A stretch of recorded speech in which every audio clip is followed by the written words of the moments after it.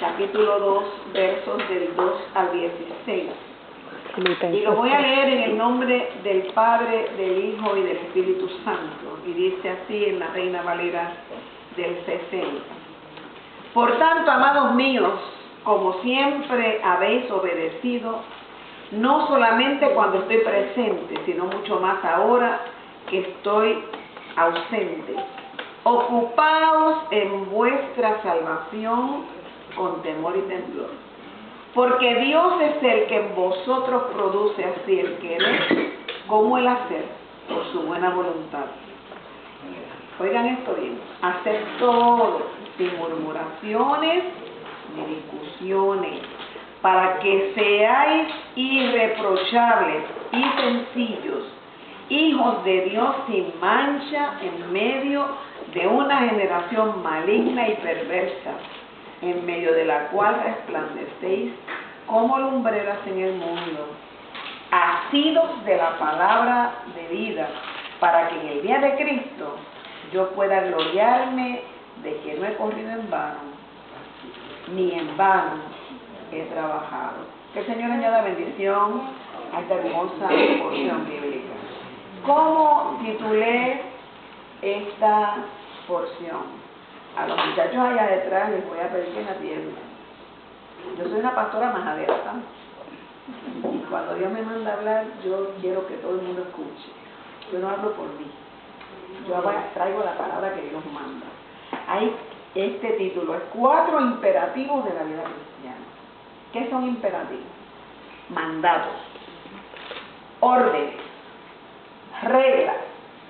Cuando uno está empezando en cualquier cosa, lo primerito que le leen es la cartilla. ¿Verdad que sí? Cuando usted se va a casar, ahí en el altar le leen la cartilla, para bien o para mal, sea que mejore o empeore tu suerte, en tiempo de enfermedad y de salud, etcétera, etcétera. ¿Usted cree que la gente escucha eso? Por eso es tan importante que usted, antes de casar a la gente, usted le dé consejería y explicarle todo lo que le van a decir allí, porque los nervios los tiene tan alterados que usted no oye nada. Y usted se compromete delante del Señor.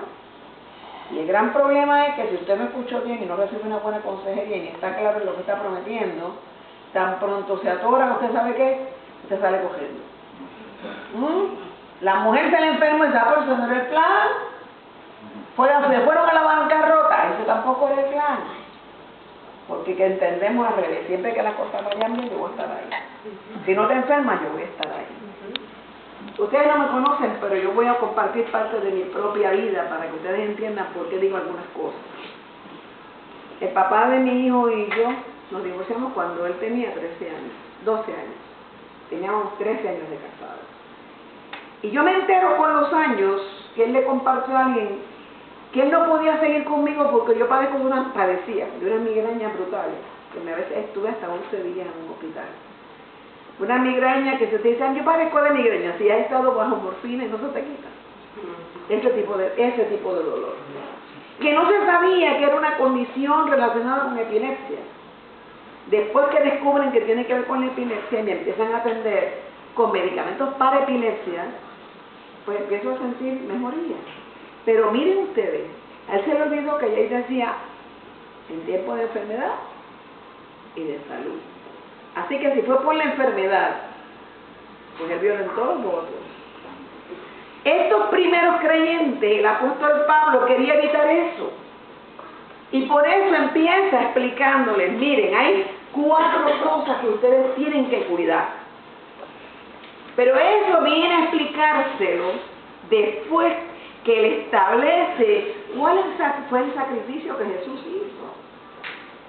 Y a mí me encanta cuando dice, no tuvo esto como razón a la que aferrarse. ¿Qué cosa? Que era el Hijo de Dios.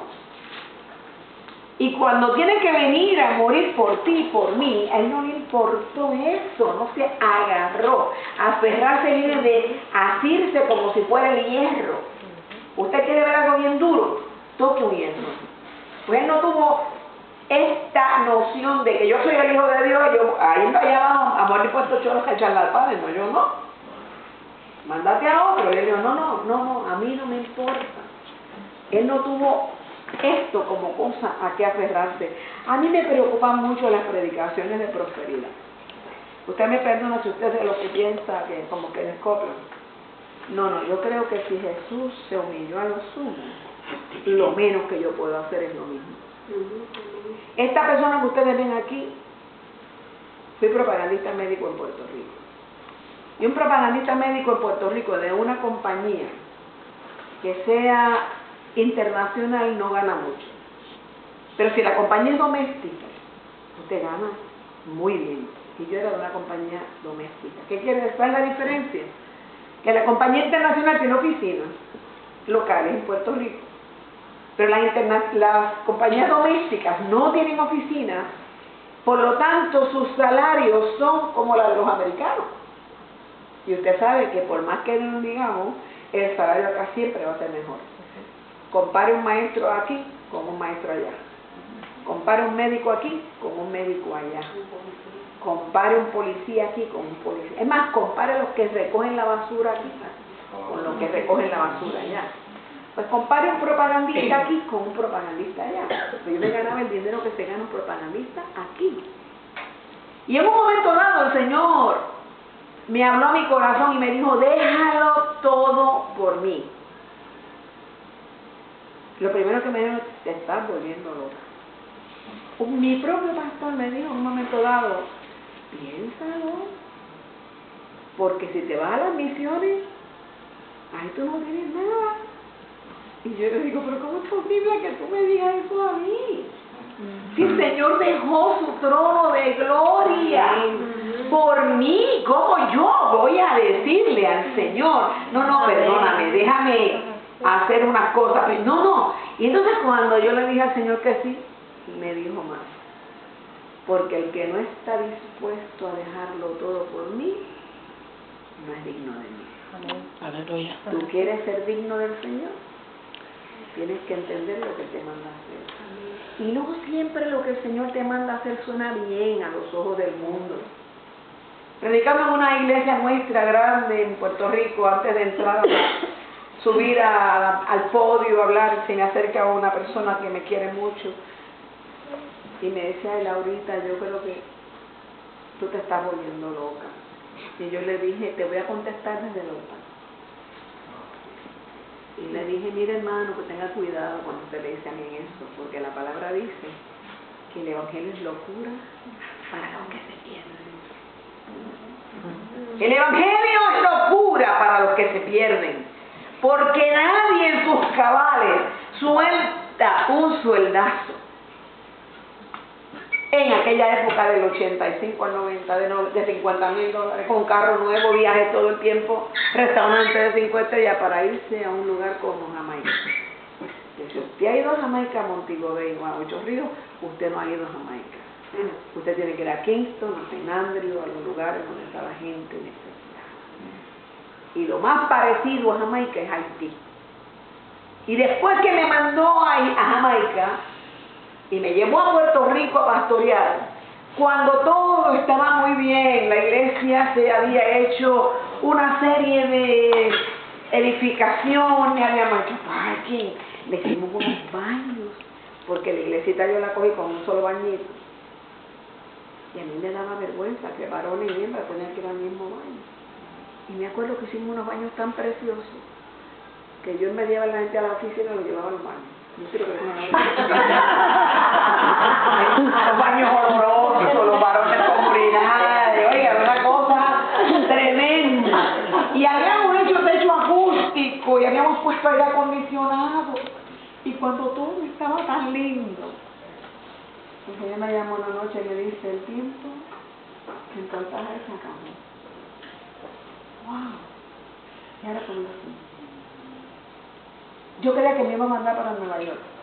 Y un amigo mío me llama y me dice, la hermosa está aquí, pastor. ¿Que vamos a orar? Empiezo a orar y el Señor me dijo, ahí no hay. Y yo le digo a mi amigo, mira, ahí no hay, no ores por eso, que ahí no hay. Otro me llama y dice, mira, Sinaí está sin pastor. Yo, pues vamos a orar. Y vamos a orar. Y arrancamos a orar y decimos, no, ahí no hay. porque el Señor no te dice todos sus planes. Si te dijera todos sus planes contigo, tú no lo podrías ni creer. Y de momento me manda a dar un curso de emergencia, porque yo soy profesora del instituto nuestro, abonado en la República Dominicana. Cuando yo llego a aquella iglesia estaban estartaladas, se había dividido, estaban en crisis, hasta el letrero estaba tiroteado, tú sabes, se había caído en un canto. Y cuando yo entré aquello era una podredumbre, los baños eran arriba, se egolizaba toda la porquería que hay en el templo. Ese techo acústico mugre, y oigo la voz del Señor que me dice, aquí hay que tenerse así. Yo dije, ay, mi madre. Yo estaba casada con otra persona y yo dije, ¿cómo se lo iba a jurar? ¿No sabía que él me iba a querer? Cuando yo llego y le digo, mira, yo fui allá y el Señor me dice esto, no, yo no voy para allá, yo no voy.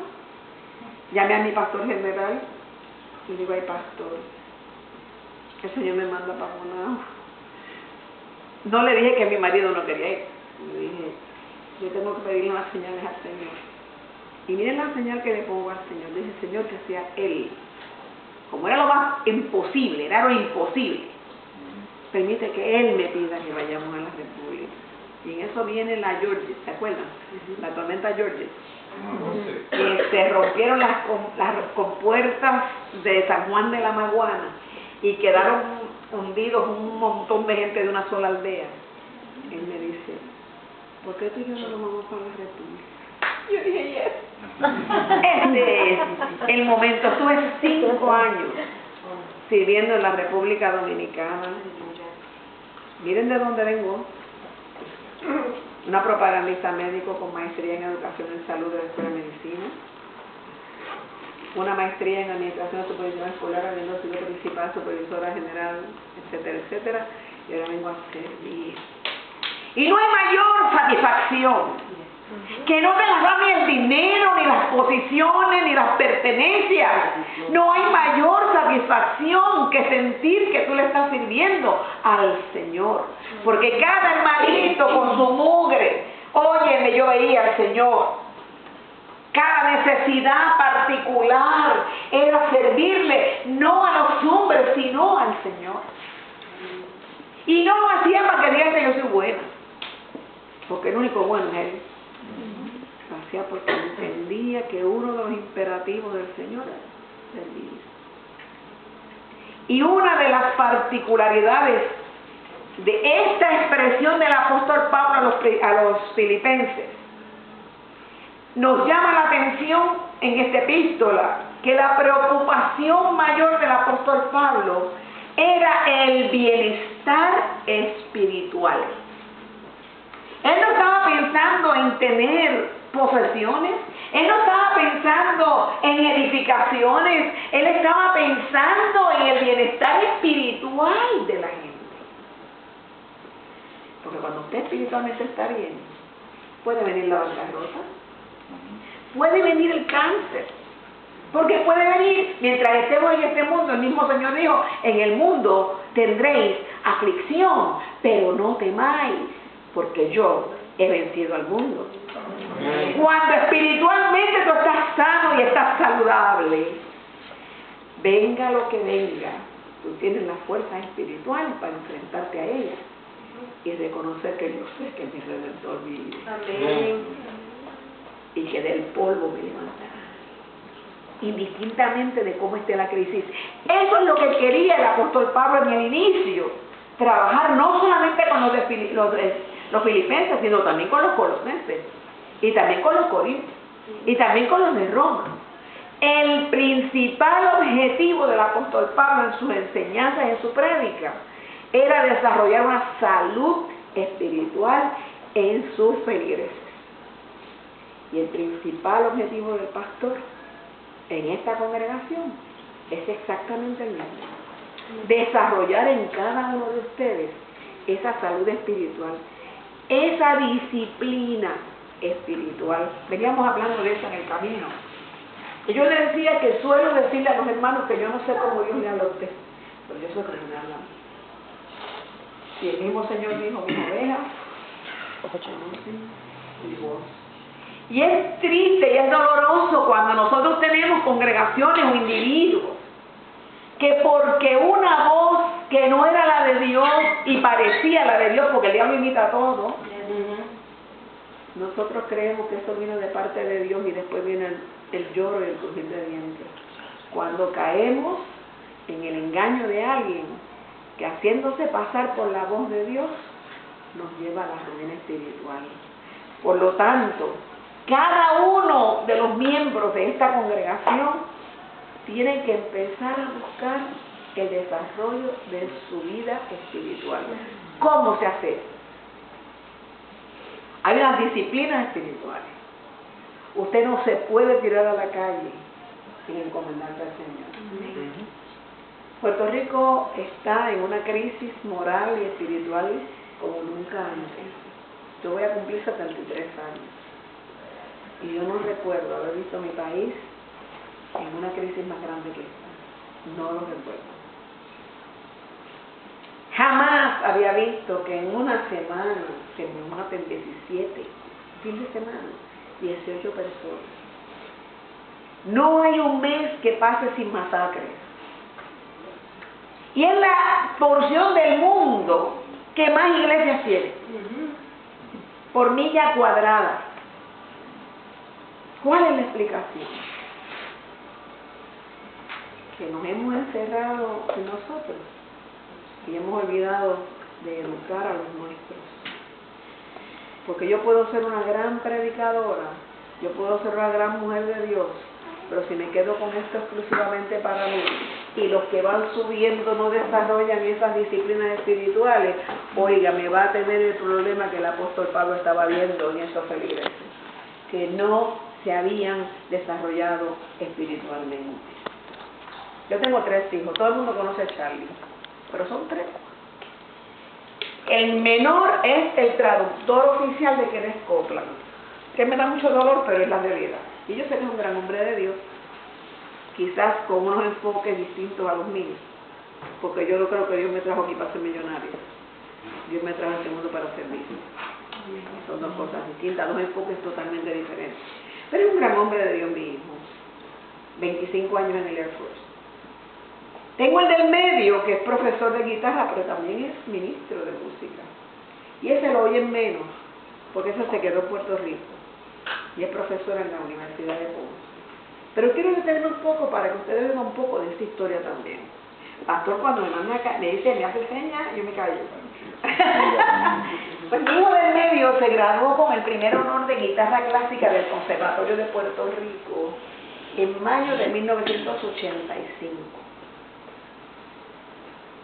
Ese mismo año, en el mes de septiembre, se volvió loco de remate. No estoy hablando de un nervous breakdown, no estoy hablando de una simple ruptura, no, loco, a nivel de intentar matarse y de intentar matarme. Hubo momentos en que yo vi mi vida en peligro. Curiosamente, cada vez que yo hablaba con el Señor, las palabras que me decía era, yo lo voy a sanar. Nunca me dijo cuándo. Me decía, yo lo voy a sanar. En mi iglesia ya la gente me dejaba el altar para mí sola, porque la oración era constante, Señor, misericordia. Una vez me desesperé tanto que le dije, Señor, llévatelo, yo no puedo más. Llévatelo, no te voy a pelear, si él me sirve para mí, yo tampoco. Y después me asusté y fui donde Charlie, digo, ay, Charlie, lo que yo le he dicho al Señor, que mamá, mi Dios conoce tu corazón, tranquila. La historia alrededor de todo lo que le pasó a este muchacho era bien intrincada. Tenía que ver con el divorcio, tenía que ver con las relaciones dolorosas entre su papá y yo, muchas cosas. Pero Dios había hecho una promesa y eventualmente la cumplió. Y en el 1990, y te cuento esto porque puede que tú hayas visto algo como lo que me pasó a mí. El Señor puso una persona a llamar que nunca supe quién era. Yo llegué de mi trabajo como a las 6 de la tarde, suena el teléfono, yo cojo mi teléfono y digo, aló, buenas tardes. La persona allá me contesta, qué voz hermosa. Fue lo único que me dijo en español. Y yo dije, sí, ¿quién es? Y empieza a hablar lengua. Y estuvo hablando como 2 o 3 minutos en lengua y al final empieza a hablarme en español. Y me dice, tu hijo está sano. Lo que quedaba yo lo quité. Y empieza a darme instrucciones. No llames. No lo busques. Espera. Te van a llamar. Todo eso a mí me confundió. Yo decía, Señor. Yo caí de rodillas allí mismo y decía, Señor, ¿qué hago? Pues las instrucciones estaban ahí. No llames. No lo busques. Te van a llamar. Pero tú ves eso como una eternidad. Y entonces pasó un día y no pasó nada, pasó 2 días y no pasó nada, pasó 3 días y no pasó nada, pasó una semana y tú dices, ¿y cuándo? A las 2 semanas entra una llamada, especialmente el mismo día de las madres del 1990. Miren qué día más tremendo, el día de las madres. Cuando yo cojo el teléfono, es un psiquiatra y me dice, doña Laura, hace un mes que a su hijo no le estamos dando nada porque creemos que él está bien. ¿Lo pueden venir a buscar? Sí, claro. Todavía yo era propagandista. Así que tenía un carro nuevo y yo arranqué de Toalta, que era donde yo vivía, para Guadilla, que era donde él estaba. Cuando eso todavía la autopista no estaba terminada. Así que el tiempo fue más largo. Yo llego a Guadilla, recojo a mi muchacho, echo todos sus tereques en el baúl. Cuando venimos como por Manatí, que estaba todavía la autopista bien incómoda, empieza a hablar disparate. Que llévame donde Hernández Colón, que va a ser el padrino de mi boda, que me voy a casar con Marisol, que y yo, Dios mío, ¿qué es esto? Y yo empiezo en mi mente, ¿qué hago? Lo miro para atrás, lo llevo de nuevo a Guadilla, y oigo la voz del Señor que me dice, óyete bien, ¿qué vas a creer? ¿Lo que estás viendo o lo que yo te he dicho? Wow. Y dije, no, yo voy a escuchar tu voz y yo voy a seguir tu instrucción. Y yo seguí para Bayamón y llevé a mi muchacho hablando disparate y siguió bajando y al mes estaba totalmente estable, sin medicamentos, a resolver. ¡Ese es Dios! Honra tu fe. Y yo le creí. Y Dios lo restauró. Y Dios restauró a mi mamá. Los 2 vivían conmigo. Una loco y la otra una diabética empedernida. Y ambos el Señor me los sana de momento. Por eso cuando me empieza a llamar me pregunta un día, ¿por qué crees que sané tu hijo? ¿Por qué crees que levanté tu mamá? Porque me necesitaba. Y ahora no te vas a preocupar por los tuyos, sino que te vas a preocupar por los míos. Por lo que yo pongo en tu camino para que tú los atiendas. Ese es el Señor al que yo le sirvo. Ese es el Dios del que está hablándole el apóstol Pablo a los filipenses. Es el Dios que dejó su trono de gloria y se expuso a todas las penurias de un ser humano normal. ¿Usted no se le ha ocurrido pensar que el Señor vino con todas las debilidades de un bebé? Sin vacuna, sin pampers, metido en un lugar donde la peste tiene que haber sido horrenda, porque allí las vacas y las cosas que habían allí no era perfume lo que pedían, ¿no? Y ahí, en medio de toda esa porqueriza, nace nuestro Señor, expuesto a todas las infecciones que le daban a los niños en la época, expuesto a la mortalidad inmensa que había en esa época. Ahí nació nuestro Señor. ¿Y por qué nosotros nos creemos que somos mejor que Él? ¿Por qué aceptar una prédica que nos quiera hacer ver lo que no es? Que se han mantenido en el Antiguo Testamento porque les da trabajo entrar en este Nuevo Testamento donde el Señor nos dijo, mira, por aquí es el camino estrecho y angosto para llegar a la vida eterna. Hay porciones de la Biblia que a mí me asustan. Y una de ellas dice que la puerta es estrecha y son pocos los que la hallan. Hay porciones que nos tienen que hacer pensar. No podemos seguir pensando en un evangelio cómodo, confortable, donde todo es color de rosa. Óigame, no estoy diciendo que usted sea negativo, No, porque la gente con una mentalidad genuina es la que